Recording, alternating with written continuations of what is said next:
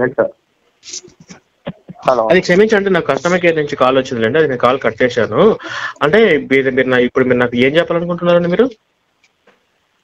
యేసు ప్రభు అనేది బ్యాడ్ గా ఎందుకు ఇన్ఫ్లుయెన్స్? బ్యాడ్ గా కాదండి, మనం యేసు ప్రభు గురించి బ్యాడ్గా చెప్పట్లేదు. ఒక మాట చెప్పాలంటే మాకు యేసు ప్రభు అంటే కొంచెం గౌరవం, ఎందుకంటే యెహోవా సిద్ధాంతాలను కొట్టివేశాడు కాబట్టి. యేసు పేరుతోటి జరుగుతున్న వ్యాపారం, ఈ దుకాణం అంటే ఇలాంటి యేసు ప్రభు పేరుతోటి ఇది మొత్తము బైబిల్ అనేది ఒక భూత పుస్తకం. ఇప్పుడు మేరే ఉంది, పరిశుద్ధాత్మ ఉందండి. నేను వచ్చేసి హిందూలో ఇంకా నేను వచ్చిన వాడిని. ఫ్రెండ్ రాజు మేమందరం కలిసి డిస్కస్ కాదండి. నేనేంటానంటే నేను గాని రాజు గారు గాని మేమిద్దరము ఫస్ట్ క్రిస్టియన్స్ లో పుట్టి క్రిస్టియన్ లో పెరిగి వచ్చిన వాళ్ళము. మా ఫ్రెండ్ రాజు గారు బైబుల్ ట్రైనింగ్ తీసుకొని పాస్టర్ ఒక సంవత్సరం దాకా కూడా వెళ్ళారు. వెళ్ళిన తర్వాత నేను బైబుల్ చదివి నాకు డౌట్ వచ్చి నేను మా రాజు గారితో చర్చించుకున్నాం. రాజుగారు బైబిల్లో చూడండి ఎలా ఉందంటే, అవునండి ప్రవీణ్ గారు మీరు చెప్పేది కరెక్ట్ అని చెప్పి ఇప్పుడు ఆయన పాస్టర్ వృత్తి కూడా, అంటే ఆయనకు నెలకు 1-2 లక్షల ఆదాయం వచ్చే పాస్టర్ వృత్తి కూడా వదిలేసి ఇప్పుడు బయటకు వచ్చేసి ఇది కరెక్ట్ కాదని చెప్పి బయటకు వచ్చేసాడు. అనేది కూడా మంచి విషయాలు ఏం లేవండి. ఇది మనము బతకాలంటే నీతిగా నిజాయితీగా గౌరవంగా బతకాలని. రాజుగారు మీరు నా పేరు రాజు అయ్యా ఒక నిమిషం నా పేరు రాజు అయ్యా. మన అతను ఫోన్ వస్తే పక్కెళ్ళాడు, వాళ్ళ బాస్ కాల్ చేశాడు. చెప్పండి అయ్యా, తమరు ఎందుకు కాల్ చేశారు? నేను బైబిల్ అంతా చదివి థియాలజీ చేసా, బైబిల్లో థియాలజీ చేసి ఒక 1 year పాస్టర్ గా కూడా చేసా. ఇప్పుడు చెప్పండి మీరు ఎందుకు కాల్ చేశారు? హిబ్రూ భాషలో, కొత్త నిబంధన గ్రీకు భాషలో. నాకు అర్థం కావట్లేదు, ఏ భాషలో? పాత నిబంధన అంతా కూడా హిబ్రూ భాషలో రాశారు, ఆదిమ హిబ్రూ అంటారు. నెక్స్ట్ సరే, ఇవన్నీ గ్రీక్ వచ్చే కొత్త నిబంధనలేగా. నేను ఒక ప్రశ్న, యేసు మాట్లాడిన లాంగ్వేజ్ ఏది చెప్పు? యేసు ఏ భాషలో మాట్లాడాడు? ఒక్క నిమిషం, యేసు ఏ భాషలో ఆయన స్పీచ్లన్నీ ఇచ్చాడు? నువ్వు కరెక్ట్గా చెప్తే నేను ఒప్పుకుంటా నీకు బైబుల్ తెలుసది. చెప్పు, నన్ను అడిగావు పాత నిబంధన అడిగావు, కొత్త నిబంధన అడిగావు, ఆదిమ హిబ్రూ గ్రీక్ అని చెప్పా. చెప్పు, నువ్వు అడిగిన క్వశ్చన్ కి నేను ఆన్సర్ ఇస్తా. నువ్వు గమ్మున ఉంటే నేను చెప్తా. చెప్పు. జీసస్ మాట్లాడింది అరమిక్. ఓకే, సూపర్, ఎక్సలెంట్, నీకు బాగా నాలెడ్జ్ ఉంది. నేను చెప్తా. ఇప్పుడు నువ్వు వచ్చేసి జీసస్ రావాల్సింది జీసస్ మతాలు మార్చేదానికి, ఏదో వీళ్ళు మార్చేదానికి కాదు. చెప్తా, నేను వచ్చేసి పుట్టినంతా హిందూలోనే, నేను పెరిగిందంతా హిందూలోనే. నేను క్రైస్తవుని ఎంత అటేట్ చేస్తానంటే నేను అంత అటేట్ చేస్తా బ్రదర్. మీరు ఎందుకు మారారు? ఒక్క నిమిషం, మీరు ఎందుకు మారారు? మీ సాక్ష్యం చెప్పండి, వింటాను నేను. మీ సాక్ష్యం చెప్తే నేను వింటాను. మీరు అయ్యో నేను పాస్టర్ కాబట్టి ప్రేమపూర్వకంగానే మాట్లాడతా విశ్వాసులతో. ఇది అట్టుందంటే ఒకే చెప్తా, గర్ల్స్ ఇట్ ఆర్గ్యూ చేసి మాట్లాడతారు, మనం మెన్. అయ్యయ్యో, ఇప్పుడు కాదండి, మీ సాక్ష్యం చెప్పండి, మీరు ఎందుకు మారారు? నేను ఖచ్చితంగా వింటాను. రాజు గారు, పాస్టర్ పీటర్ గారు వచ్చారండి. పాస్టర్ పీటర్ గారు నమస్కారం అండి. పాస్టర్ పీటర్ గారు, మేము ప్రైజ్ లార్డ్ అని చెప్పమండి, మీరు కూడా మీ వాళ్ళు ఎవరో ఫోన్ చేసినట్టున్నారు. సరే మాట్లాడుతుండండి. సరే, ఇప్పుడు ఈయన సాక్ష్యం చెప్తాడండి. ఈయన చక్కగా కొంచెం బైబిల్ గురించి తెలిసినట్టుంది. మీ సాక్ష్యం చెప్పండి, మేము వింటాం. మీ సాక్ష్యం చెప్పండి. గమ్మునుంటే నేను చెప్తా. చెప్పండి. గమ్మునుంటే చెప్తా. చెప్పు నువ్వు చెప్పు వింటాను. మనము ఇట్లా ఆర్గ్యూ చేసేది ఎవరు అంటే ఆడోళ్ళు చేస్తారు. ఏం కాదు, మగవాళ్ళు కూడా ఆర్గ్యుమెంట్లు చేస్తారు. కరుణాకర్ చేశాడు, చెప్పేది కరుణాకర్ చేశాడు, లలిత్ కుమార్ చేశాడు, విజయ్ కుమార్, విపి రెడ్డి చేశాడు, అందరు చేశారు. ఆర్గ్యుమెంట్లు చేయకుండా విషయం ఎట్లా బయటకు వస్తుంది? సరే, నువ్వు చెప్పాయా నీ సాక్ష్యం చెప్పు. చెప్పాయి నీ సాక్ష్యం చెప్పు. నీ చెవులు ఓపెన్ చేసి మేము చెవులు తెచ్చుకోనే వింటాం. కాదు బాబు, నీ చెవులు కాస్త పని చేయని, నా చెవులకి పని చెప్తా. నువ్వు చెప్పు ఇప్పుడు.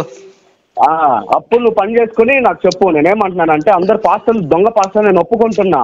అయ్యో, నీ సాక్ష్యం చెప్పవయ్యా. మేము ఇసుకిస్తావే నువ్వు? అసలు ముందర నీ సాక్ష్యం చెప్పు. నువ్వు డైరెక్ట్ సాక్ష్యంలోకి వెళ్ళిపో.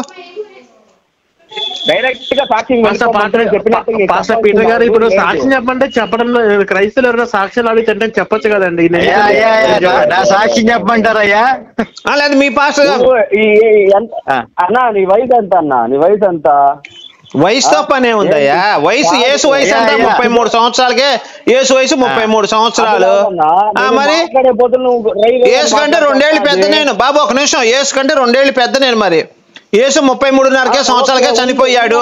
మరి యేసు కంటే 2.5 సంవత్సరం 1.5 సంవత్సరం పెద్ద నేను. మరి యేసు కంటే వయసుతో పనే ఉంది. తాడి చెట్టు కూడా 100 సంవత్సరాలు 1000 సంవత్సరాలు బతుకుద్దు స్వామి. తాడి చెట్టు కూడా దానికి ఉపయోగం ఏముంది? నువ్వు బతుకుతావు 100 ఏళ్ళు, ఉపయోగం ఏముంది దాని? అది కాదు, ఏజ్ని బట్టి కాదు, గేజ్ని బట్టి కాదు, నాలెడ్జి బట్టి ఉంటది. నువ్వు చెప్పు, ఏజ్ని బట్టి గేజ్ని బట్టి కాదు, నాలెడ్జిని బట్టి ఉంటది. నేర్పిస్తాను నాలెడ్జ్. ఓకేనా? సరే, నువ్వు చెప్పాయి, నీ సాక్ష్యం చెప్పాయా. నాలెడ్జ్ వద్దు, నీ సాక్ష్యం చెప్పు. నువ్వు మాట్లాడు, చెప్పు. అర్థమైందన్న? అన్నా నేనేమంటున్నానంటే, నేను అందరు పాస్టర్లు దొంగలే, నేను లేదంటలా. నేను దేవుళ్ళకి వచ్చిన తర్వాత కానీ, దేవుడు మా నాయన మా అమ్మ దేవుడికి వచ్చిన తర్వాత నేను వ్యతిరేకంగా ఉన్నా యేసుక్రీస్తులకి. యేసు అంటే నమ్మను, దేనికి నమ్మను. సూపర్. ఓకే, నేను దేనికి నమ్మనప్పుడు ఒక్కరోజు నేను దేవుని నమ్మాల్సి వచ్చిన రోజు ఎప్పుడంటే హాస్పిటల్ పడున్నా. విజిలేస్తాను తమ్ముడు, ఒక నిమిషం. అరే ఎర్రిపూక, నువ్వు హాస్పిటల్లో చేరటం ఎందుకు? ఇంట్లో పండుకొని యేసుని ప్రార్థిస్తే సరిపోయేదిగా. నాకు ఇంక బీపీ నువ్వు ఇంట్లో పండుకొని యేసుని ప్రార్థించి నీకు తగ్గితే అప్పుడు నేను నమ్ముతాను రా. నువ్వు హాస్పిటల్ చేరి యేసుని నమ్మేదేంద్రా? పిచ్చోళ్ళలాగా మాట్లాడుకో. కాదు, మరి నువ్వు ఎర్రిపూక సాక్ష్యాలు కాదు. నువ్వు హాస్పిటల్లో ఉన్నానన్నావు. కాదు, నువ్వు హాస్పిటల్లో ఉన్నా ఎందుకున్నావు? మీ అమ్మా నాన్న నిన్ను మంచం మీద పడుకోబెట్టి ప్రేయర్ చేస్తే నీకు తగ్గేది కదా. నువ్వు హాస్పిటల్లో ఎందుకున్నావు? మీ అమ్మని తెచ్చినా ఇప్పుడు పగలదెంగుతా నా కొడక. ఎక్కువ మాట్లాడావంటే అరే గిరే అన్నావంటే సరిగా మాట్లాడు, నీట్ గా మాట్లాడు. నేను ఒకప్పుడు పాస్టర్ని. నువ్వు ఒక పెద్ద పాస్టర్, నేను పాస్టర్ కాదు అన్నావు. సరే, నేను ఒప్పుకుంటా. దాని వల్ల నీకు లాభం ఏంటి? నేను నన్ను పాస్టర్ కాదు, నీకు కలిగే లాభం ఏంటి? బైబిల్ గురించి ఉంది, నాకుంది. అడుగు, నేను చెప్తాను. అరే నేను ఒకటే అడుగుతాను రా. నువ్వు యెహెజ్కేలు 23:23 వచ్చిన ఏముందో తీర్చాదోరా. నీకు బైబిల్ తెలుసా? నేను ఒప్పుకుంటా. అరే నేను అడిగాను రా, యెహెజ్కేలు 23:23 వచ్చిన తీర్చది నేను ఒప్పుకుంటా. కాదు, ఎవరెవరికో పుట్టొచ్చి పెరిగి మీరు ఎవరు యేసు పెరిగింది? యేసు పెరిగింది అలా. యేసు తండ్రి పేరు చెప్పు, నేను ఒప్పుకుంటా. యేసు తండ్రి పేరు చెప్పు. ముసలోడా? ఎవడు యేసు తండ్రి? ముసలోడా? యేసు తండ్రి ముసలోడా? అరే ముసలినా కూడా కాదు, యేసు తండ్రి అన్నావా నువ్వు ఇప్పుడు? నువ్వు ముసలోడా? యేసు తండ్రి పాపం నిజంగా ముసలోడు యేసు తండ్రి, నేనేం కాదనలేదు. ఇప్పుడు నువ్వు హాస్పిటల్. అరే ఒక నిమిషం, అరే తమ్ముడు ఒక మాట నువ్వు. అరే ఇను తమ్ముడు, నువ్వు విను. హాస్పిటల్ బెడ్ మీద ఉన్నావు. ఈ బెడ్ మీద ఉంటే ఏసై వచ్చి నేను రక్షించాడా? ఏసై నేను హాస్పిటల్ బెడ్ మీద ఉంటే ఏసై నేను రక్షించాడా ఏంటి? కాదురా. అరే నేను మా అమ్మ మా నాన్న పేరు నా సర్టిఫికెట్ లో ఉందిరా. యేసుగాడి తండ్రి పేరు నీ యేసుగాడి సర్టిఫికెట్ లో చూపించు. అరే నేను అదే చెప్తున్నాను. అరే ఒక నిమిషం విను. మా అమ్మ నా సర్టిఫికెట్ లో మా అమ్మ మా నాన్న పేరు ఉంది. యేసు తండ్రి పేరు ఏంటో నువ్వు చెప్పు, నాకు చాలు. ఏంటి? కాదు బాబు, ఒక్క నిమిషం నేను చెప్పు. మా అమ్మ మా నాన్న పేరు నా సర్టిఫికెట్ లో ఉంది. యేసుగాడి తండ్రి పేరు చెప్పు, నువ్వు చాలు. ఇంకా ఎవడికి పుట్టాడు యేసు? అక్కయ్య నువ్వు ఫస్ట్ కాదు ఒక నిమిషం. ఇప్పుడు నన్ను చెక్క అన్నావు. నీ పెళ్ళాన్ని పంపిస్తే నేను కడుపు చేయలేకపోతే చక్కగా నేను ఒప్పుకుంటాను. నేను నాకు నిజంగా పెళ్ళాన్ని లేదురా. అదే మీ అమ్మని పంపించు, నన్ను చెక్క. ఇప్పుడు నేను నిన్ను చెక్క అల్లా. ఒకటి నేను నిన్ను చెక్క అల్లా, నువ్వు నన్ను చెక్క అన్నావు కాబట్టి నేను ప్రూవ్ చేసుకోవాలి. ఇప్పుడు చెక్కనో కాదో నేను ప్రూవ్ చేసుకోవాలి. అరే తాగుపోతాడా నేను చెప్పి, అరే తాగుపోతాడు నేను చెప్పింది. నేను నిన్ను చెక్క అనలేదు కాబట్టి నేను ఆ మాట నువ్వు చెక్క నన్ను అన్నావు కాబట్టి నేను ప్రూవ్ చేసుకోవాలి. మరి ఇప్పుడు చెక్కను కాదని చెప్పి, లేకపోతే నువ్వు వీడియో కాల్ చేస్తే నా మడ్డ లేపి చూపిస్తాను నీకు. మరి అట్టిపండు వేస్తా నీ నోట్లో చెప్తున్నా. ఏంటది? నేనేమంటున్నానంటే నీకు ఏసే లేనప్పుడు, ఏసే గురించి తెలియనప్పుడు, ఏసు లంజా కొడుకు మేరీ అనేది మొగుడుతో కాకుండా వేరే పరిశుద్ధాత్మ తెంగించుకుంటే లంజా అన్నాను నేను. దాంట్లో తప్పే ఉంది? సరేరా గురించి ఏసుగాడి తండ్రి. అరే నువ్వు ఎన్ని కాదు, ఏసుగాడి తండ్రి పేరు చెప్పు. బాగా దుంపాడు మీకు. ఒక్క నిమిషం, ఏసుగాడి తండ్రి పేరు చెప్తే నేను ఓడిపోయాను ఒప్పుకుంటా. కాదురా. సరే నువ్వు 10 మందికి పుట్టామని ఒప్పుకుంటావా? ఒరే యేసుగాడి తండ్రి పేరు చెప్పరా? అది కాదురా, అది కాదురా. ఒరే ఇప్పుడు మా నాన్న మా అమ్మ పేరు నా సర్టిఫికేట్ ఉందిరా, యేసుగాడి తండ్రి పేరు చెప్పేసి ఇంక ఇవన్నీ ఎందుకు? అరే ఇప్పుడు మీ నాన్న పేరు అడిగితే మీ నాన్న పేరు చెప్పుని, మా నాన్న పేరు చెప్తా, మీ నాన్న పేరు చెప్పు. సరేరా చక్క, నేను చెప్తే 10 మందికి పుట్టచ్చు అని ఒప్పుకుంటావా? నువ్వు ఒప్పుకుంటావు? 10 మందికి యేసుగాడు పుట్టాడు రా, యేసుగాడి తండ్రి పేరు చెప్పలేక 10 మందికి పుట్టాడు వాడు. కాదురా, ఇప్పుడు కడుపు చేసింది ఏమన్నా ఒకడు, చింతకాయలు తినిపించేది ఒకడు, మామిడికాయలు తినిపించేది ఒకడు, మేరీని వాకింగ్ తీసుకెళ్లేది ఒకడు, డెలివరీ చేయించేది ఒకడు. కాదా? కాదురా. అరే నీ పెళ్ళానికి నువ్వే వాకింగ్ తీసుకెళ్తా, నువ్వే మామిడికాయలు చింతకాయలు తినిపిస్తావురా. మరి యేసుగాడు మేరీకి చింతకాయలు తినిపించేవాడు ఎవడరా? కడుపు చేసినోడు ఏమన్నా వేరేవాడు. చింతకాయలు తినిపించింది ఏమన్నా యేసేపు గాడు. మళ్ళీ మేరీని మళ్ళీ యేసేపు గాడు మేరీని దెంగి 4 పిల్లలుగా అన్నాడు. ఏంట్రా ఇదంతా? ఏంద్రా ఈ దరిద్రం? నీ పెళ్ళం ఇలా చేస్తే ఒప్పుకుంటావంట్రా? అరే తాగుబోతున్నా కొడక, నీ పెళ్ళం ఇలా చేస్తే ఒప్పుకుంటావా? మేరీని ఆదర్శంగా తీసుకుంటుందా నీ పెళ్ళం? ఏరా అరే అడిగిందని చెప్పరా? నీ పెళ్ళం మేరీని ఆదర్శంగా తీసుకుంటుంది. స్ట్రైట్ ప్రశ్న ఇది, నాకు చెప్పు. నీ పెళ్ళాన్ని మేరీ ఆదర్శంగా తీసుకుని గర్వంగా చెప్పు. అరే అడిగిన దానికి కాదురా అంటావేంద్రా? నీ పెళ్ళం మేరీని ఆదర్శంగా తీసుకుంటుందా? ఏమండి పీటర్ గారు, పాస్టర్ గారు మీరు ఉన్నారా? ఉన్నాను సార్, ఉన్నాను. ఇప్పుడు పీటర్ గారు నేను అడిగిన ప్రశ్న న్యాయం అన్యాయం? వీడి అమ్మ కానీ వీడి పెళ్ళం కానీ మేరీని ఆదర్శంగా తీసుకుంటే సమాధానం చెప్పట్లేదేమండి? ఈ పనికి మాలినాడు కాబట్టి చెప్పాడు సార్. వీడు పనికి మాలినాడు, వీడు పనికి మాల ఏదో వీడు హాస్పిటల్లో ఉంటే యేసుగాడు రక్షించాట. మరి హాస్పిటల్ ఇంట్లో పండుకోవచ్చు కదరా? అదండి, ఆడే ఉంటే అసలు హాస్పిటల్ ఎందుకు? దెంగేశాడు ఎరుపుగాడు. కలపండి, మళ్ళీ కలపండి. హలో, ఇప్పుడు నేనేమన్నానంటే అయిపోయిందా? మాట్లాడేది అయిపోయిందా? శుభ్రంగా ఇప్పుడు నువ్వు ఒకటి మాట్లాడితే 100 మాట్లాడతావయ్యా. నీ సాక్ష్యం చెప్పి వింటాం మేము ఇప్పుడు ప్రశాంతంగా ఉన్నాం. సరే, నిన్ని సేవకు ఎవరు పిలిచారు? ఎవరు? ఒకటి పిలిచేది ఏంట్రా రిపుక్క? సార్ ఉండండి సార్, ఒక్క నిమిషం. ఇప్పుడు తమ్ముడు, నువ్వు తాగి మాట్లాడగానే చక్కా గెక్క అని తమ్ముడు నేను చెప్తున్నాను. నేను డబ్బులు బాగా వస్తాయని సేవలోకి వెళ్ళాను తమ్ముడు. తమ్ముడు అని మాట్లాడినప్పుడు నేను అట్లాగే మాట్లాడతా. నువ్వు భారతీయుడు అన్నావు కాబట్టి నేను మాట్లాడాను తమ్ముడు అని. నేను ఇవన్నీ వద్దులే కానీ నువ్వు భారత మాతాకి జయ్యను, నువ్వు భారత మాతాకి జయ్యను నా తమ్ముడని. ఒక్క నిమిషం, నువ్వు భారత మాతాకి జయ్యను నా తమ్ముడని. నిన్ను కాదు, నువ్వు భారత మాతాకి జయ్యను, పర్వాలేదు, భారత మాతాకి జయ్యను. ఒకసారి భారత మాతాకి జయ్యను. ఒరే నేనేమన్నాను అర్థమైందా? భారత మాతాకి జయ్యను అన్నా, నిన్నేం భూతల్లా. భారత మాతాకి జయ్యను నేనంట. Super, okay. ఇప్పుడు చెప్పు తమ్ముడు, ఏంటి నీ కథ? ఓకేనా? ఇప్పుడు నేనేమన్నానంటే, నేను తమ్ముడుగా మాట్లాడినప్పుడు నువ్వు కూడా అన్ని మూసుకొని నాకు కరెక్ట్ గా మాట్లాడాలి. ఒరే నేను అలానే మాట్లాడుతున్నాను రా తమ్ముడేని అడిగాను నేను. తమ్ముడు నీ సాక్ష్యం చెప్పమన్నా. మళ్ళీ బెడ్ మీద ఉన్నావు, తర్వాత ఏం జరిగింది? సరే నేనేం మాట్లాడతానంటే ఇప్పుడు నువ్వు ఒక మాటని 2 సార్లు రిపీట్ చేయకు, ఒకేసారి చెప్పు నాకు చాలు. నేనేం మాట్లాడతానంటే 2 సార్లు అని నాకు అదు. నీ సాక్ష్యం బెడ్ మీద ఉన్నావు, తర్వాత ఏం జరిగింది? మీరు పాస్టర్ అని చెప్పారు కదా, ఆ పాస్టర్ అనేది మీ కెట్ట పాస్టర్ అయ్యారు మీరు. అంటే మీ కెట్ట తెలిసిందే అని మీరు చెప్తారా? నేను ఎలా పాస్టర్ అయ్యానంటే, అంతకు ముందు భయంకరమైన తిరుగుబోతుని, వ్యభిచారిని, జోదమాడేవాడిని.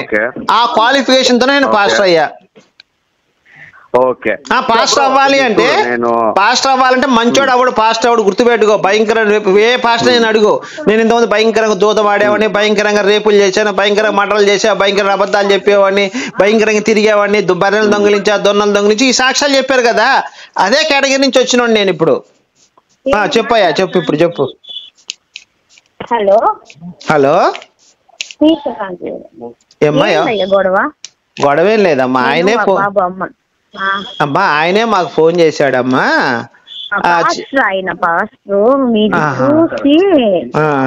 అంటే మేము ఏం లేదమ్మా, కొంచెం ఈ బైబిల్ వ్యతిరేకిస్తా ఉంటాము, అందుకని మాకు ఆయన కాల్ చేసాడు. మా బాధ ఏందో మేము చెప్పుకున్నాం, ఆయన బాధ ఆయన చెప్తున్నాడు. అదేనమ్మా జరిగింది.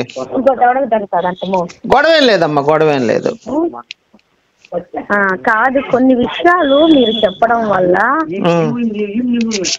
సో అది కొంచెము అడగడానికి నాతో రాత్రి చెప్పున్నాడు.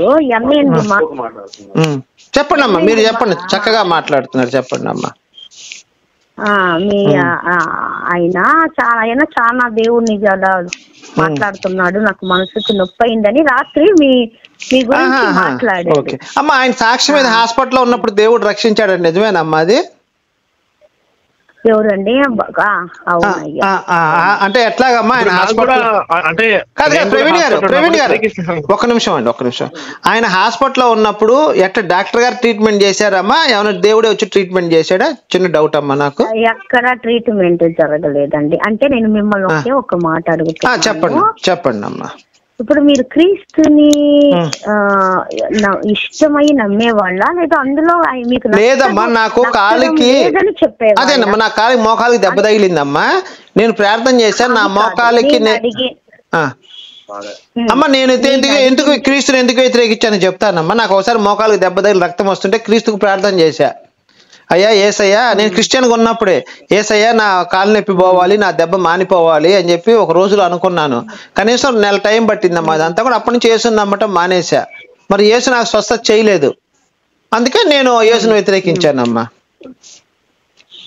మీకు బాగలేదని చెప్పేసి మరి కాదమ్మా, ఆయనకు బాగు చేసిన దేవుడు నాకెందుకు బాగు చేయలేదమ్మా? మరి మీకు తప్పకుండా చేస్తుండేవాడండి. ఎందుకు నెల రోజులు టైం పడితే హాస్పిటల్ అమ్మ, నెల రోజుల్లో హాస్పిటల్ చూపించుకుని నెల రోజుల తర్వాత తగ్గింది నాకు. బైబుల్లో ఒక విషయం ఉంది, బైబుల్ ఒక విషయం ఏంటమ్మా అది? నీకు ఆవగింజంత కాదమ్మా, ఇప్పుడు మహిళలకి భర్త లేకుండా పిల్లలు పుడతారా? మరి ఆవగందంత కొండంత విశ్వాసంతో ప్రార్థన చేస్తారు, మరి పిల్లలు పుడతారా భర్త ఆడవాళ్ళకి భర్త లేకుండా? లోక సమాజంలో అంటే యేసు ప్రభు గారు అలా పుట్టారని మీరు అంటున్నారా? ఆయన గురించి మాట్లాడలేదమ్మా. ఆయన గురించి మాకు క్లారిటీ ఉంది, ఎవరితో మేరీ గర్భవతి అయిందని మాకు క్లారిటీ ఉందమ్మా. ఇప్పుడు విశ్వాసం ఉంటే సరిపోయితే ఇంకేమన్నా కావాలా? ఇప్పుడు నా ఒంట్లో రక్తం లేదమ్మా, ప్రార్థన చేసుకుంటే రక్తం వచ్చేస్తుందా? ఇప్పుడు నేను 10th క్లాస్ ఎగ్జామ్ రాయాలమ్మా, చదవకుండా ప్రార్థన చేస్తే నేను 10th క్లాస్ పాస్ అవుతానా? కొండంత విశ్వాసం ఉందమ్మా నాకు, నేను ప్రార్థన చేసి వెళ్తా. బైబుల్లో చెప్పేది వినండి, బైబుల్లో కూడా దేవుడు వచ్చేసి ఏమి నీ కష్టం చేయకు. ఇప్పుడు బైబుల్లో మీరు చదివారన్నారు కనుక ఒక నాణ్యం ఇస్తాడు, ఇంకొకటికి 2 ఇస్తాడు, ఇంకొకటికి 3 ఇస్తాడు. ఎందుకు ఇచ్చాడు? నీ సామర్థ్యం వాళ్ళ కర్మల్ని బట్టి ఆ ప్రతిఫలం, వాళ్ళు చేసుకున్న కర్మల్ని బట్టి ఆ ప్రతిఫలం అందింది తప్ప దేవుడు ఇచ్చింది దీంట్లో ఏముంటదమ్మా? పోతుగా అమ్మ, ఇప్పుడు ఒక్కొక్క వ్యక్తికి ఒక నిమిషం విను, ఒక వ్యక్తికి మగపిల్లాడు పుడతాడు, ఒక వ్యక్తికి ఆడపిల్ల పుట్టిద్ది. ప్రార్థన చేసినంత మాత్రాన ఆ పుట్టే ఆడపిల్ల మగపిల్లాడుగా పుడతాడా? నువ్వు చెప్పు, నాకు ఒక విషయం చెప్పు. అలా పుట్టకపోయినా మన నమ్మకం కాదమ్మా. మరి నువ్వు పుట్టనప్పుడు యేసు నమ్మకం లాభం, కర్మ సిద్ధాంతం అని చెప్తున్నా నేను. అది అలా కాదు ఇప్పుడు మనము నీతిగా యథార్థంగా ఉండి ఇక దేవుడు నమ్మటం ఎందుకు? నీతిగా ఉన్నప్పుడు దేవుడు నమ్మటం ఎందుకమ్మా? మా హిందూ గ్రంథాలు అమ్మా, ఒక నిమిషం, హిందూ గ్రంథాల ప్రకారం వాడు నీతిగా బతే దేవుడిని నమ్మినా నమ్మకపోయినా మా గ్రంథాల ప్రకారం స్వర్గానికి వెళ్ళిపోతాడు. యేసుని నమ్మకర్లా. అసలు నీతిగా బతికి ఏ దేవుడిని నమ్మకర్లేదు. నీతి సరే దేవుడి నీతి ప్రకారం ఏం తెలుసా? పాపుల కోసం అయినా నేను కాదమ్మా, పాపుల కోసం వస్తే నేను 5 రేపులు చేశానమ్మా. ఒక నిమిషం అమ్మా, పాపుల కోసం వచ్చాడు అమ్మా. తల్లి మీ పేరు తెలియదు కానీ ఒక నిమిషం ఆగండి అమ్మా. పాపుల కోసం నేను ఇంత ముందు 5 రేపులు చేశాను అమ్మా. రూత్ గారు, నేను 5 రేపులు చేశానమ్మా. దేవుడు నా పాపానికి క్షమిస్తాడా? మరి నువ్వు అది పశ్చాత్తాపడి నాయన నాకు తెలియక చేశా, ఇప్పుడు ఇంకా మీద అటువంటి పాపము చెయ్యను, చెయ్యనమ్మా. నీ బిడ్డగా జీవించాలని నేను 10 మందికి ఉపయోగపడాలనుకుంటున్నా. సరే తల్లి, ఇప్పుడు నా పాపాన్ని అమ్మ నేను చెప్తా. నేను యేసుని ఎలా నమ్ముకున్నానంటే, జీవితంలో తప్పు చేయను ప్రభువా, నేను బతికినంత కాలం కూడా ఏ తప్పు చేయకుండా నువ్వు బైబిల్ చెప్పిన ప్రకారం నేను బతుకుతానంట. 5 రేపులు చేశా, ఇప్పుడు నా పాపం క్షమించబడుతుందా? తప్పకుండా ఆయన రక్తంతో నీ పాపము క్షమించి. తెలియక చేసావు. అవునమ్మా, అవును అమ్మా, తెలియక చేసేది తల్లి అది చెప్పి చేస్తా ఉంటే అది తప్పు, కానీ అంతటితో అయిపోయింది. నీకు మనస్సాక్షి వచ్చేసింది కదా, తప్పు అని తెలిసాడు. అదే అంటాడు, పాపము చేయవనికి అది తెలిసి చేసేది తప్పు, మానిన తర్వాత అది కంటిన్యూ చేస్తే నీకు క్షమాపణ లేదు. ఒక్క విషయం అడుగుతా, ఓకే? కాదమ్మా, తెలిసే ఇప్పుడు రేపు తెలిసి చేసేది తెలియక చేసేదమ్మా. నేను ఒకే ఒక్క విషయం కాదమ్మా, మీరు రేప్ చేయటం అనేది తెలిసి చేసిన తప్ప తెలియక చేసే తప్ప? నీకు ఆ టైంలో మద కామ మత్సరము వల్ల కళ్ళు మూసుకొని మరి తప్పే కదా, అదే తప్పు చేసినప్పుడు ఈ దేవుడు ఎలా క్షమిస్తాడు? ఆ తర్వాత రియలైజ్ అయ్యావు కదా, ఆ తర్వాత రియలైజ్ అయ్యావు. మరి ఆ స్త్రీకి జరిగే న్యాయం ఏంటి? ఆ స్త్రీకి జరిగే న్యాయం ఏంటమ్మా? కాదమ్మా, ఆ స్త్రీకి జరిగే న్యాయం ఏంటి? నేను చెప్తే మీరు క్వశ్చన్ వేసారు, నేను చెప్పాలి. ఆ స్త్రీ హిందూ అమ్మా. ఒక నిమిషం, నా ప్రశ్న అమ్మా, నా ప్రశ్న క్లారిటీగా. ఆ స్త్రీ హిందూ అమ్మా, నేను హిందువే.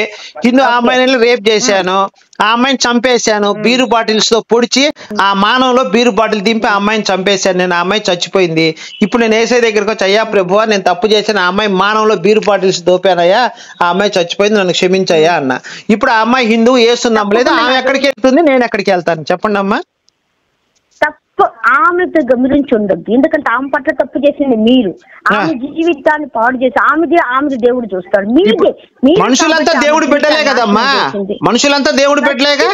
ఇప్పుడు ఇంత నేను ఒక మాట చెప్తాను కాదమ్మా, ఆమె దేవుడు ఆయన ఆ అమ్మాయిని యేసు ప్రేమిస్తాడా, ప్రేమించాడు ఆ అమ్మాయిని? తప్పకుండా ప్రేమిస్తాడు. మరి ప్రేమించినప్పుడు ఆ అమ్మాయికి చేసే న్యాయం ఏంటి? ఇప్పుడు నన్ను స్వర్గానికి తీసుకెళ్లాడమ్మా. 2 minutes నాకు టైం ఇస్తారా? 2 minutes నేను మాట్లాడి. అదేనమ్మా నా ప్రశ్న. నేను పరలోకం వెళ్ళిపోయానమ్మా, నా క్లారిటీ ఉంది. యేసుని నమ్ముకుని నేను పరలోకం వెళ్ళిపోయి నాకు క్లారిటీ ఉంది. ఆ అమ్మాయికి జరిగే న్యాయం గురించి మీరు చెప్పండి. దేవుడు ఏం న్యాయం చేస్తాడు ఆ అమ్మాయికి? అది ఆ అమ్మాయికి దేవుడికి సంబంధించింది. మధ్యలో మీరు నేను జరగని విషయాలకి ఎలా నేను మాట్లాడగలను? ఆ అమ్మాయి ప్లేస్ లో అమ్మాయి ప్లేస్ లో మీరే ఉంటే మీ అమ్మగారు ఇప్పుడు ఏమంటారు నాతోటి? మీ అమ్మగారు నాతోటి ఏమంటారు ఇప్పుడు చెప్పండి? కాదమ్మా, అదే మీ అమ్మాయికి జరిగిందా అమ్మా? ఒక్క నిమిషం, అన్యాయం మీ అమ్మాయికే జరిగిందమ్మా. ఇప్పుడు మీరు కన్న తల్లి, నేను అంటాను అమ్మా మీ అమ్మాయిని రేప్ చేశారు, నన్ను క్షమిస్తావా అని అడుగుతాను మిమ్మల్ని. ఇప్పుడు మీరేమంటారు?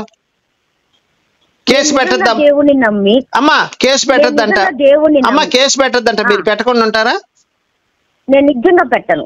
నేనే నా స్థానంలో ఉంటే నా దేవుడి ప్రేమ మీకు చూపిస్తాను. అదే మీకు శిక్ష, అదే మీకు శిక్ష. ఇంకొకటి ఒక్క నిమిషం. మరి నీ కూతురుకు జరిగే న్యాయం అమ్మా, మరి నీ కూతురుకు జరిగే న్యాయం దేవుడు ఏం న్యాయం చేస్తాడు? యేసయ్య వస్తుందా? నిన్ను శిక్షిస్తే నా బిడ్డ బాగా అయిపోతుందా? మరి కోర్టులో ఎందుకమ్మా ఈ కోర్టులు ఈ చట్టాలు ఇవన్నీ? అమ్మా ఒక్క నిమిషం, ప్రత్యేకమైన ప్రేమ అమ్మా.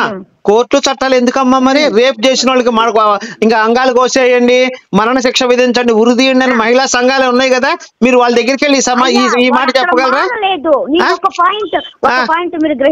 ఎందుకు లేదమ్మా? అభయాన్ని కేసులో అభయాన్ని అమ్మ ఒక్క నిమిషం, అభయ ఉంది చూసారా, ఢిల్లీలో రేప్ జరిగింది. ఆ 3 నిందితులు కూడా బాప్టిజం తీసుకున్నారు. అమ్మా ఒక్క నిమిషం నన్ను చెప్పని, ఆ బాప్టిజం తీసుకున్నారు. 3 అభయాన్ని పాడు చేసిన 3 నిందితులు కూడా బాప్టిజం తీసుకున్నారు జైల్లో. తెలుసా మీకు? వాళ్ళకి ఉరి శిక్ష వేశారు, 3 ఉరి తీసేశారు. మరి దీనికి ఏం చెప్తావు? ఇప్పుడు వాళ్ళు 3 స్వర్గానికి వెళ్ళిపోతారా? మరి యేసయ్యని నమ్ముకొని ఆ బాప్టిజం తీసుకుని 1 వారం రోజులకో 10 రోజులకో వాళ్ళకి ఉరి శిక్ష వేసేసారు. మరి వాళ్ళు ఇప్పుడు స్వర్గానికి వెళ్ళిపోతారా? మరి అభయ ఎక్కడికి వెళ్తుంది? అభయాన్ని రేప్ చేయించుకున్న అమ్మాయి ఏమ్మా? తల్లి ఉన్నారా అమ్మా? చంపేమో చూడండి. ఉన్నారు. హలో మాట్లాడమ్మా. మా పీటర్ గారు, నేను అడిగిన దాంట్లో తప్పుందా అండి? లేదండి, అస్సలు తప్పు లేదు సార్, మీరు కరెక్ట్ గా అడిగారండి. మేడం గారు ఉన్నారా లైన్ లో? మీరు ఉన్నారా? హలో, నేను కట్ చేసి మళ్ళీ కాల్ చేశానండి వాళ్ళకి. చేయండి సార్. ఇప్పుడు అభయాన్ని కేసులో ఉన్న వాళ్ళు 3 కూడా బాప్టిజం తీసుకున్నారు. తీసుకున్న తర్వాత వాళ్ళకి ఉరి శిక్ష వేసేసారు. నిర్భయ కేసులో ఉరి శిక్ష పడింది, వాళ్ళని వదిలేశారు. ఉరి శిక్ష పడింది, వాళ్ళని 3 కూడా ఉరి శిక్ష వేసేసారు. నిర్భయ బాప్టిజం తీసుకున్నారండి, 3 బాప్టిజం తీసుకున్నారు. మేము బాప్టిజం తీసుకున్నామని చెప్పి రాష్ట్రపతి కూడా వచ్చారండి. ఒక నిమిషం ఆగండి, లైన్ లోకి వచ్చారు. చెప్పండి. అమ్మా మీరు క్వశ్చన్ రాస్తున్నారయ్యా, కానీ నన్ను జవాబు చెప్పనివ్వండి. చెప్పండి అమ్మా, చెప్పండి. నిర్భయ కేసులో ఉరి శిక్ష వేశారమ్మా. ఇప్పుడు నిర్భయ ఎక్కడికి వెళ్తుందమ్మా? ఇదే ప్రశ్న. నిర్భయ నరకానికి వెళ్తుందని నేను చెప్పలేదే. మరి ఎక్కడికి వెళ్తుందమ్మా? దేవుడు ఏమి తీర్పు తీరుస్తాడు? ఎలాగెళ్తావు అయ్యా? నిర్భయకి దేవుడు ఏమి తీర్పు తీరుస్తాడు? ఇది నా ప్రశ్న అమ్మా. దేవుడు తప్పక అమ్మాయికి న్యాయం చేస్తాడు. ఏం చేస్తాడు? న్యాయాన్ని చూస్తే ఏం చేస్తాడమ్మా? విషయం చెప్పాను కాదు, పీటర్ పాస్టర్ లా. అమ్మా ఒక్క నిమిషం ఆగమ్మా, నేను ఒక పాస్టర్ లా చెప్తున్నాను సార్.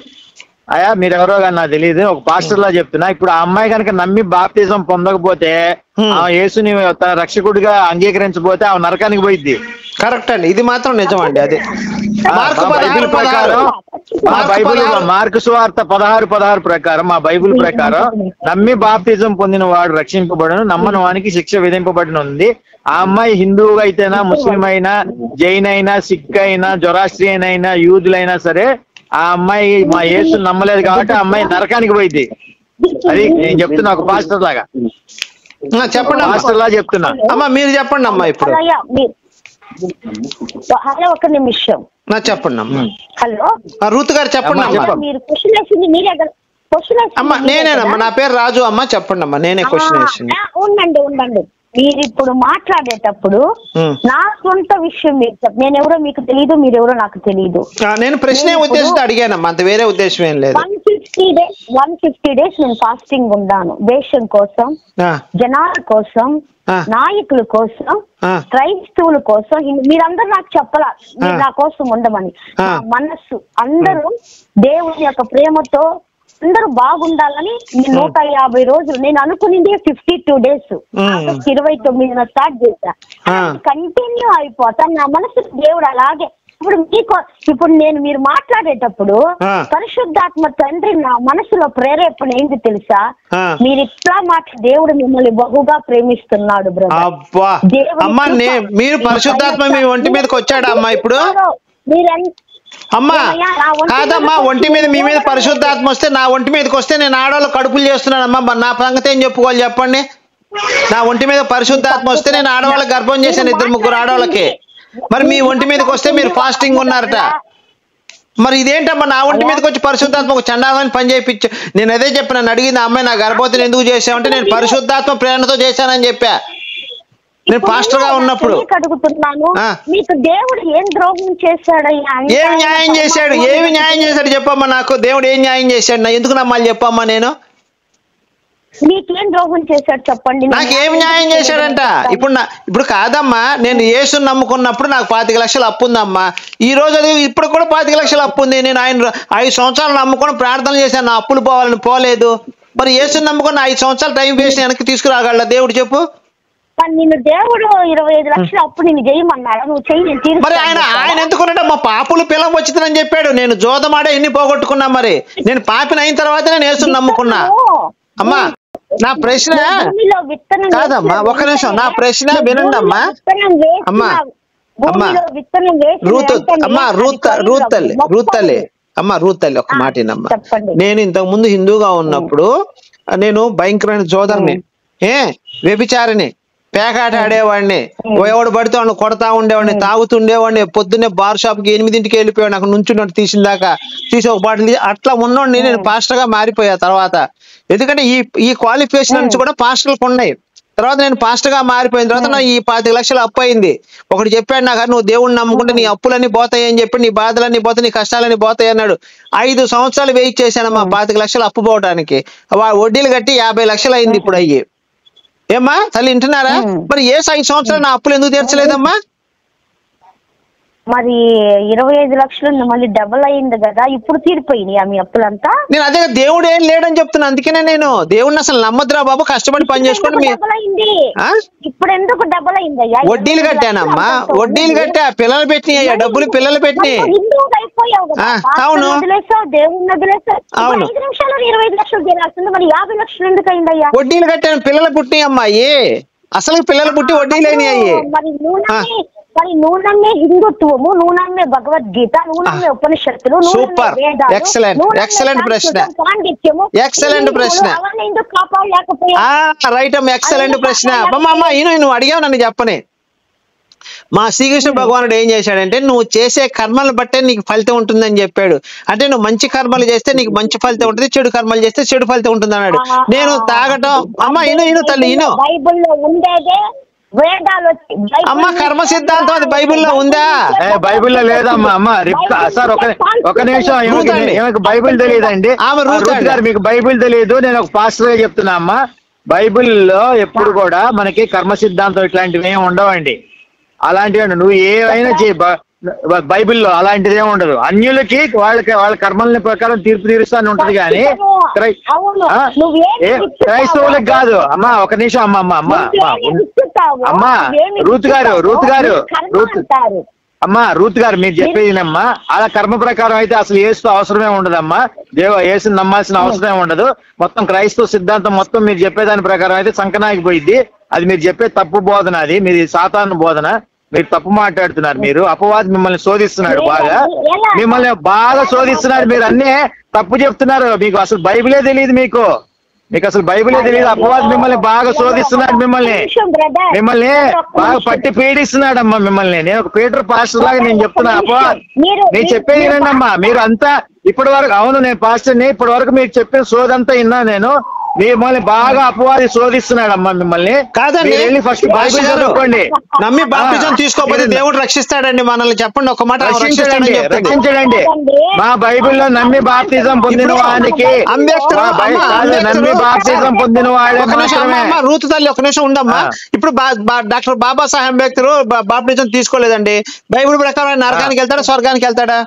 నరకానికి పోతాడండి. నరకానికి పోతాడు. రూత్ తల్లి నువ్వు చెప్పమ్మా. సుభాష్ చంద్రబోస్, భగత్ సింగ్ అందరూ నరకానికి పోతారు. వాళ్ళు వేసిన తన రక్షకుడుగా అంగీకరించకపోతే ఎవడైనా సరే వాళ్ళు నరకానికి పోవాల్సిందే. నువ్వు చెప్పమ్మా తల్లి. ఇప్పుడు తీసుకొని నువ్వు రక్షణ పొందితేనే పరలోకానికి వెళ్తావు. మరి అంబేద్కర్ తీసుకోలేదు కదమ్మా. తీసుకోలేదు కదా. తీసుకోకుండా అసలు నువ్వు తీసుకున్నావు అమ్మా బాప్టిజం? అమ్మ నువ్వు బాప్టిజం తీసుకున్నావు అసలు? నువ్వు ఏమ్మా ఇన్ని మాటలు మాట్లాడుతున్నావు? నువ్వు తీసుకున్నావు అసలు? తీసుకోకుండా పాశ్రములు ఎట్ట అవుతానండి? అసలు నీకు అసలు బైబిలే తెలియదు. నీకు అన్ని తప్పు బోధన చేస్తున్నావు. కర్మ సిద్ధాంతం ఎక్కడుంది అసలు బైబిల్లో? చెప్పండి. చెప్తా వినండి. ఎలా చెప్తా వినండి. వినండి. కూల్గా మాట్లాడండి. ఓకే అమ్మా. చూడమ్మా రూత్ గారు, మీరేం చెప్తున్నారంటే వాళ్ళ కర్మల్ని బట్టి వాళ్ళకి తీర్పు తీరుస్తాడు అని మీరు ఒక తప్పు బోధన చేస్తున్నారు. మన యేసు చెప్పేదినమ్మా. అమ్మా నన్ను చెప్పని అమ్మా. నన్ను చెప్పని అమ్మా. లేదు తప్పు, నువ్వు తప్పు చెప్తున్నావు. కాదమ్మా, నువ్వు చేసిన పనులు అంటే ఏంటి? నువ్వు కర్మ, అది కర్మ అంటే పని అని అర్థం. మీకు తెలియకపోతే తెలుసుకోండి. కర్మ అంటే పని. కర్మ అంటే పని. మనకి క్రైస్తవులు, మన క్రైస్తవులు అమ్మా, మనం క్రైస్తవులు. మనకి కర్మల ప్రకారం చేసే పనుల ప్రకారం కాదమ్మా. మనకి ఆవగిందంత విశ్వాసం ఉన్నా భగవంతుడి పట్ల, ఆవగిందంత విశ్వాసం ఉన్నా మనకి భగవంతుడు మనం అటుపక్క కొండను తీసి ఇటుపక్క పెడతారని బైబిల్లో ఉంది. మీరు విశ్వాసమే మనకు ముఖ్యం. మన క్రైస్తవ మతానికి ముఖ్యం ఏంటంటే విశ్వాసం అండి. రాజుగారు నేను ఒక మాట చెప్తున్నాను సార్. యేసుని దేవుడిగా అంగీకరించిన వాళ్ళ అందరూ నరకానికి పోతారు. ఆరాధన అనేది మహాపాపం. యేసుని దేవుడిగా అంగీకరించిన అమ్మా నేను చెప్పేదినమ్మా. యేసుని రక్షకుడిగా మీరు చేసే మీరు పనులు కాదు, మీరు చేసే పనులను బట్టి మీకు తీర్పు తీరుస్తానా అని చెప్తున్నారు. అది తప్పు అంటున్నా నేను. కాదమ్మా, అది అన్యులకే అమ్మా, క్రైస్తవులకు కాదమ్మా. అది అన్యులకి, క్రైస్తవులకు కాదు. మీకు తెలియట్లా. మీరు చదువుకోండి ఇల్లు ఒకసారి బైబిల్, మీకు తెలియకపోతే. అయ్యా నేను 28 చదువుతుంది. అది నాకు అవమానం ఉంది. ఇంకా మీరు 28 కాదు 1000 సార్లు చదివినా మీకు పరిశుద్ధాత్మ ప్రబోధం లేక సైతాన్ మిమ్మల్ని పీడిస్తుంది, అపవాది మిమ్మల్ని శోధిస్తున్నాడు. అందుకని మీరు ఇట్లా మాట్లాడుతున్నారు.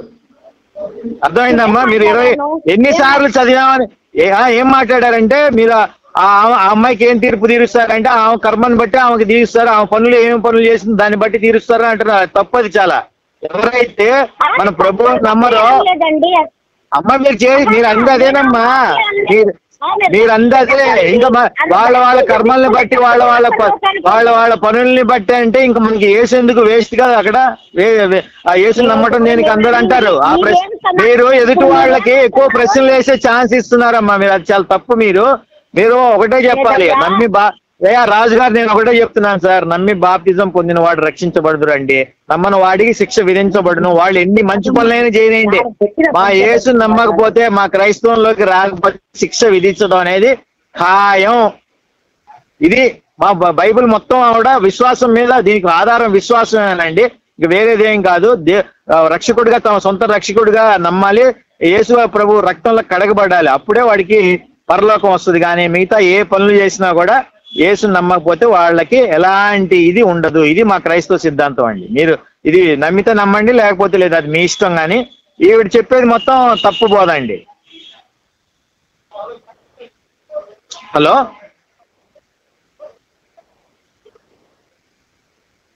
మ్యూట్ లోకి వెళ్ళిపోయిందండి. జాన్ బాబు పాస్టర్ గారు కూడా ఇదే చెప్పారండి. చెప్పండి, అందరు చంపైపోయారండి. ఉంటా అండి. రైట్. ఓకే.